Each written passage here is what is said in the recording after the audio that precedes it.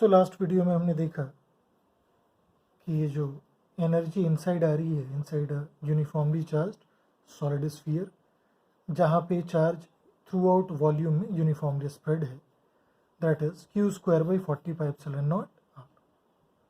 u outside फिर से पहले की तरह ही इंटीग्रेशन करके चेक कर सकते हैं, आ जाएगा q²/8πε0 r। So we can say u inside by u outside is equal to 1/5। बहुत ही स्टैंडर्ड रिजल्ट है, आप इसको याद रख सकते हैं for uniformly charged solid sphere. However कोई और अगर फॉर्मेट मिलता है, कोई और चार्ज का कॉन्फ़िगरेशन दिखेगा, उस केस में आप फिर से इनसाइड और आउटसाइड अलग अलग एनर्जीज फाइंड कर सकते हैं।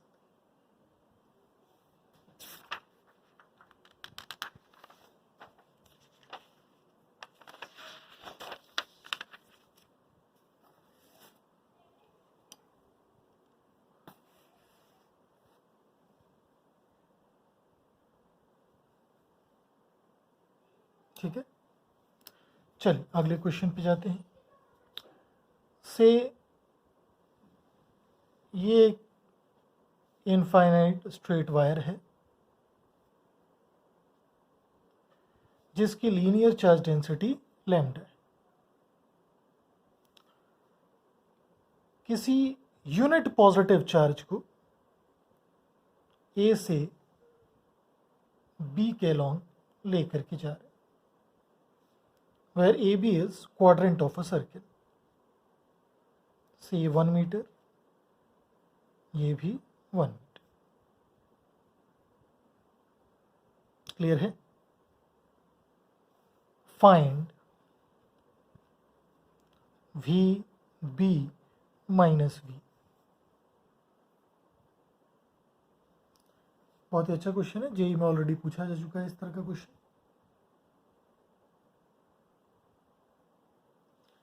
ये जो A B quadrant of circle है, ये उसी प्लेन में है जिस प्लेन में वायर है। चलिए देखते हैं इसको हम लोग।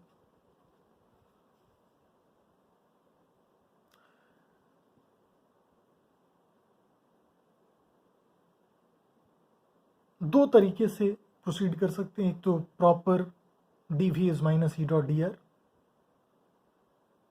या फिर थोड़ा सा बुद्धि का इस्तेमाल करके भी प्रोसीड कर सकते हैं। चलिए देखते हैं। अगर हम ए से बी लेकर के जा रहे हैं, मीन्स इफेक्टिवली देखें तो 2 मीटर डिस्टेंस था इस यूनिट पॉजिटिव चार्ज का यहाँ पे, और यहाँ पे 1 मीटर, तो 2 मीटर से 1 मीटर डिस्टेंस तक लेकर के जा रहे हैं। वी नो इलेक्ट्रिक फील्ड जो है कंजर्वेटिव होता है, उसका वर्क डन पाथ पे डिपेंड नहीं करता है। तो एक काम करते हैं, ऐसे लेकर के जाते हैं, ए से सी, देन सी से बी, इस तरीके से नहीं ले जाते, ऐसे फिर ऐसे। ये है आपका 1 मीटर, ये है आपका 2 मीटर। ठीक, इलेक्ट्रिक फील्ड की बात करें तो जब ये सी से बी जा रहा होगा, इसके कारण इलेक्ट्रिक फील्ड इधर होगा, जबकि डी आर वेक्टर इधर, दोनों के बीच में एंगल 90 डिग्रीज। तो अगर हम यूज कर रहे हैं D V is minus E dot D R, वो 0 देगा for this path C to B. So V C equal to क्या बोल सकते हैं, वी बी। अगर हम V C minus V A find कर लें तो वी सी की जगह वी बी लिख सकते हैं ना। We also know V C will be greater than V A. ठीक है, क्योंकि इलेक्ट्रिक फील्ड इसके कारण इधर होगा, away from the wire. So along the direction of field potential क्या होता है, डिक्रीज करता है। तो सी का पोटेंशियल ए से ज्यादा होगा। क्लियर है? हेंस क्या लिख सकते हैं, V C minus V A, this can be simply written as E dot D R. Minus sign use नहीं कर रहे हैं, स्मार्टनेस दिखा रहे हैं, क्योंकि हमको पता है V C greater than V है, तो जो टर्म RHS में है वो पॉजिटिव हो, बस हमको इतना चाहिए। So e dot D r use कर रहे हैं, या अदर मॉड कर लो, minus of e dot D r जो भी होगा, हमको पॉजिटिव वैल्यू चाहिए। Electric field at a distance x कितना आएगा from this wire, lambda by 2 pi epsilon naught x into dx कर दी। x के ऊपर लिमिट 1 से 2 कर दी, क्या फर्क पड़ रहा, क्लियर? ये आ गया lambda by 2 pi epsilon not ln2, यही हमारा आंसर हो गया। So this is basically v b minus v also.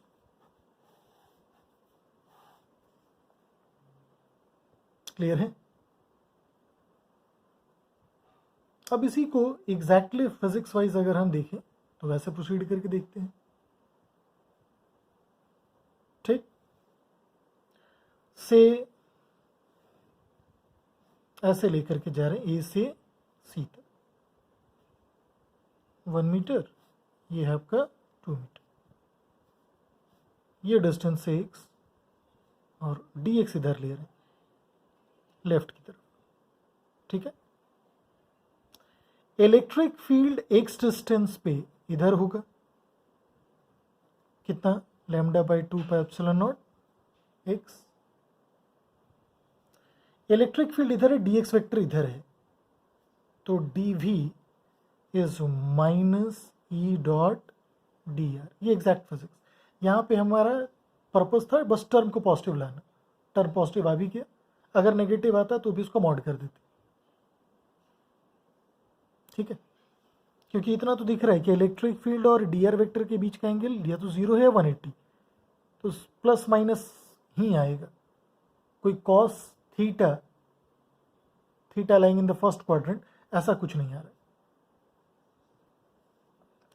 अब ई वेक्टर इधर, dx वेक्टर इधर, dx कर देते हैं इसको dr की जगह, ये हो गया minus lambda by 2 pi epsilon naught x into dx into cos 180। लेकिन x घट रहा है, जैसे हम एक a से c की तरफ जा रहे हैं, तो dx नेगेटिव है, पॉजिटिव करने के लिए माइनस साइन, ये माइनस कॉस 180 गायब। अब इसको इंटीग्रेट करो, कहाँ से कहाँ जा रहे हैं, a से c, तो va vc is minus lambda by 2 pi epsilon not dx by x के ऊपर लिमिट 2 से 1,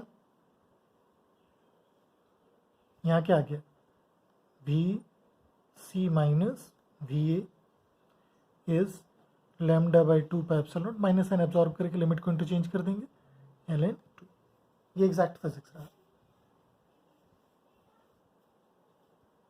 तो आप ये x बढ़ रहा है घट रहा है, इन सब चीज़ों को अगर आप अवॉइड करना चाहें, इलेक्ट्रिक फील्ड और dx वेक्टर के बीच का एंगल क्या है, तो आप डायरेक्टली ऐसे भी प्रोसीड कर सकते हैं, जो फर्स्ट अप्रोच देखा है, सिंपल रिजल्ट आ जाएगा। Clear?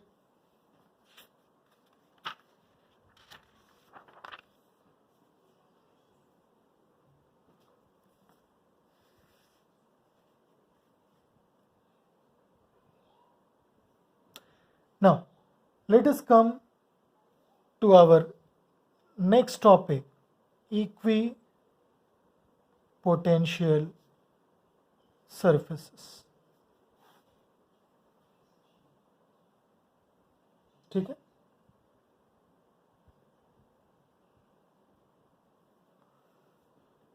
It is the locus of points which are at the same potential. उन पॉइंट्स का locus, basically it is a surface जिसके हर एक पॉइंट्स का पोटेंशियल सेम है, then those surfaces would be called equipotential surfaces. Clear है? चलिए कुछ प्रॉपर्टीज देख लेते हैं इसका।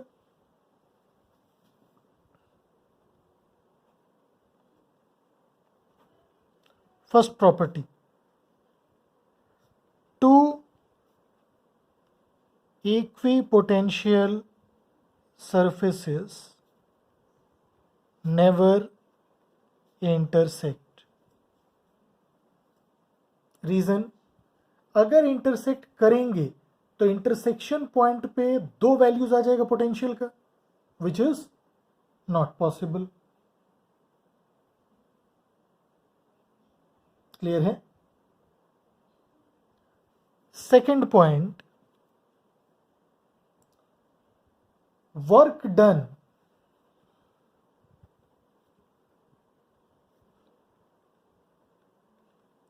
in taking a charge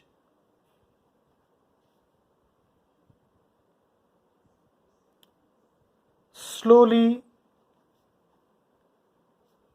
from one point to another over an equipotential surface is zero। Slowly move करा रहे हैं चार्ज को, तो work done by external agent क्या लिखेंगे? Q into delta V delta U, which is Q। जिस point से लेकर के जा रहे हैं दूसरे पॉइंट, दोनों का पोटेंशियल क्या है? सेम। तो इनिशियल पॉइंट का पोटेंशियल भी V, फाइनल पॉइंट का पोटेंशियल भी V, V minus V, zero. So this is yet again a very important property.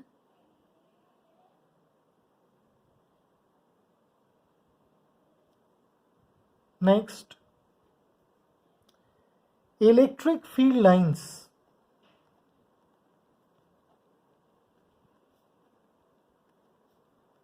are always perpendicular to the equipotential surfaces। ठीक है? इसका मतलब क्या है? अगर हम इक्विपोटेंशियल सरफेस पे किसी एक पॉइंट से दूसरे पॉइंट पर मूव करते हैं तो वर्क डन कितना आएगा? जीरो। वर्क डन जीरो, इसका मतलब force is perpendicular to displacement. Displacement हो रहा है along द सरफेस, ये force Q into E is perpendicular to displacement, so E is always perpendicular to displacement। displacement along the surface, electric field को होना होगा normal to the surface. ये बहुत ही important point है, ध्यान रखिएगा। इलेक्ट्रिक फील्ड लाइंस को हमेशा क्या होगा? इक्विपोटेंशियल सरफेसेस के परपेंडिकुलर होना होगा। Very very important property, problem solving में बहुत हेल्प करती है ये प्रॉपर्टी। अब पोटेंशियल डिफरेंस की बात करें between any two points on an equipotential surface, कितना आएगा वो? इक्विपोटेंशियल सरफेस पे दो पॉइंट्स की बात कर रहे हैं, उन दोनों पॉइंट्स का पोटेंशियल होगा same, so potential difference zero. अब इसी पॉइंट को अगर आप देखोगे खुद से ऑब्जर्व करके, एक पॉइंट चार्ज अगर लेते हैं, इस पॉइंट चार्ज का के कारण जो इक्विपोटेंशियल सरफेस आएगा वो कैसा आएगा? कैन वी से कॉन्सेंट्रिक स्फीयर्स आएंगे, जिनमें जैसे जैसे रेडियस बढ़ता जाएगा वैसे वैसे पोटेंशियल कम होता जाएगा। अब इसके कारण फील्ड लाइंस देखोगे आप तो फील्ड लाइंस रेडियल होंगी।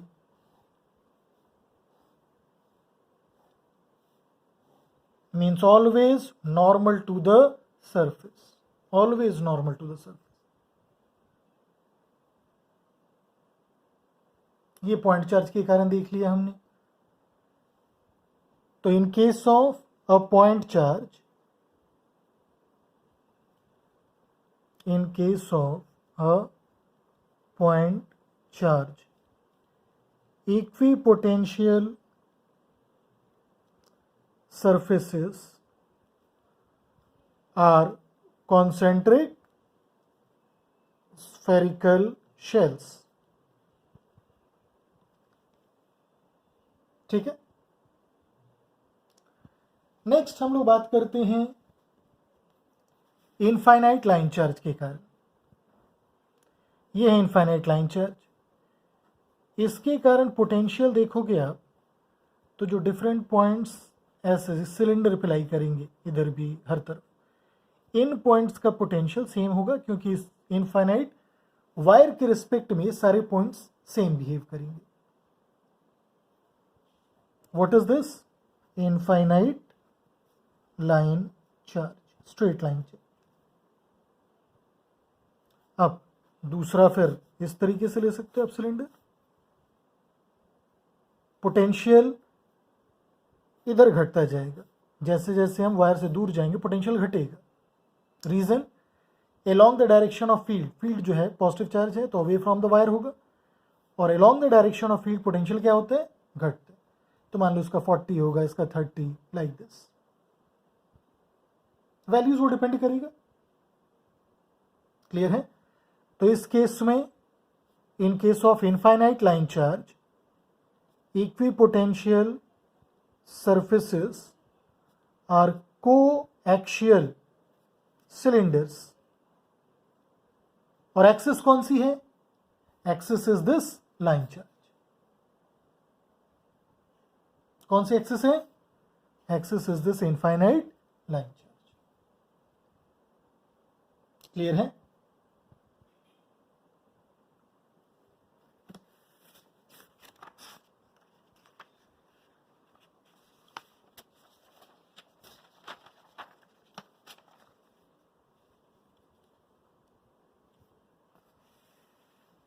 एक पॉइंट आप ऐसे ही जनरली बस याद रखिए, the surface of a conductor is an equipotential surface. वैसे देखेंगे इस चीज को हम लोग, कंडक्टर जब देखेंगे तो इन सारे रिजल्ट्स को हम लोग डिटेल में देखेंगे। ठीक है। What if electric field is constant? अगर इलेक्ट्रिक फील्ड कांस्टेंट है तो जो फील्ड लाइंस आएंगी कुछ ऐसे, इक्वली स्पेस्ड। अगर हम इसके परपेंडिकुलर मूव करें, dr अगर इलेक्ट्रिक फील्ड के परपेंडिकुलर होगा तो E डॉट dr कितना आएगा? 0। dv is minus E dot dr। अगर इन दोनों के बीच का एंगल 90 हो गया तो E डॉट dr सर्वाइव नहीं करेगा, 0 हो जाएगा। In that case in points का पोटेंशियल सेम होगा, क्योंकि dv 0 है तो v इक्वल टू कांस्टेंट। अगर इन सारे पॉइंट्स का पोटेंशियल सेम आ गया, इसी तरह से यहां पे भी होंगे, इसके पैरेलल, फिर इसके पैरेलल और ऊपर, इस तरह से यहां पे भी एक लाइन आएगा, यहां पे भी। तो ये जो मिल रहा है अल्टीमेटली लोकस हमको, can we say this is going to be planes, और इधर पोटेंशियल घट रहा होगा। अगर ये 40 वोल्ट है तो ये 30, 20 जो कर दो, क्योंकि along the direction of field potential क्या होता है? डिक्रीज करते। So if E is constant, equipotential surfaces are parallel planes perpendicular to the electric field। ये मैंडेटरी है। इलेक्ट्रिक फील्ड हमेशा इक्विपोटेंशियल सरफेसेस के क्या होगा? परपेंडिकुलर होगा। ये दिमाग में बैठा के रखना। क्लियर है?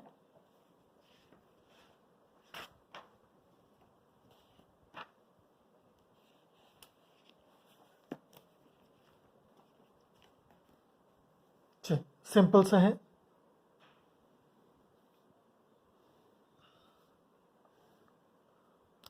ये 60 वोल्ट, ये 40 वोल्ट, ये है 20 वोल्ट.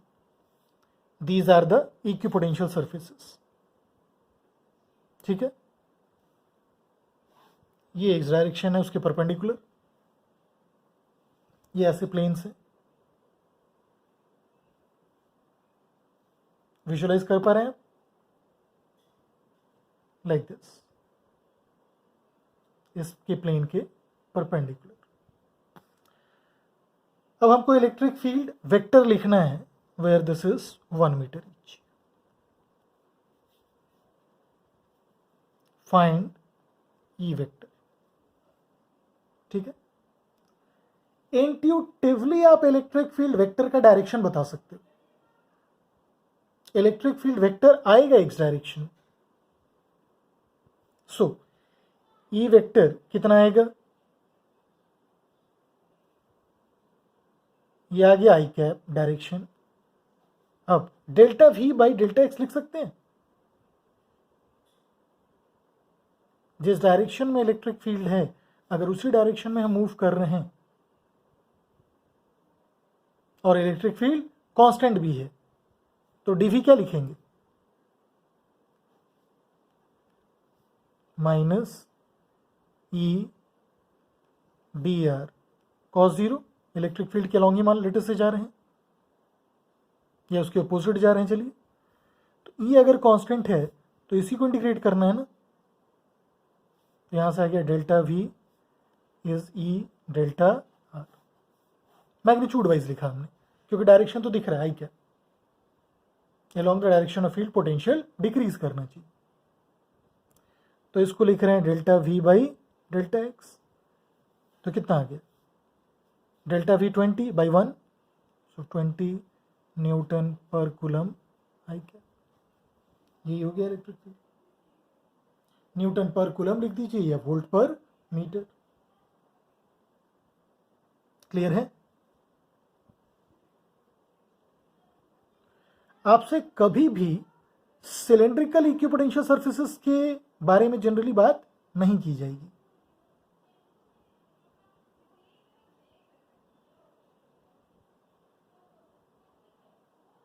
क्लियर है. क्यों ऐसा, सिलेंड्रिकल इक्विपोटेंशियल सरफेस की बात क्यों नहीं की जाएगी. पोटेंशियल डिफरेंस आपको याद होगा, अगर एक इनफाइनाइट वायर लेते हैं हम तो उसके कारण पोटेंशियल हम लोग फाइंड किए थे किसी पॉइंट पे डिफाइंड नहीं आएगा. हाउएवर पोटेंशियल डिफरेंस तो अभी हम लोग जस्ट इससे पहले वाला जो क्वेश्चन देखे उसमें फाइंड किया है. बट प्रॉब्लम वहां है कि पोटेंशियल नहीं लिख पाएंगे. तो इक्विपोटेंशियल सर्फेसेस अगर गिवन भी रहेगा तो उनका पोटेंशियल्स नहीं गिवन रहेगा जैसा यहां पे गिवन है. Clear.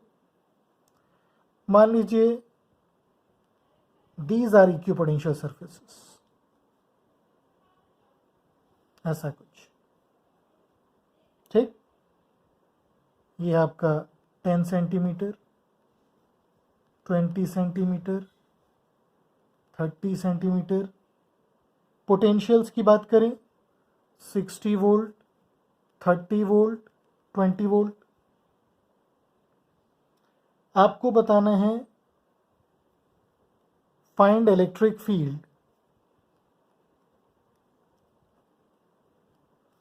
At a distance x from the centre.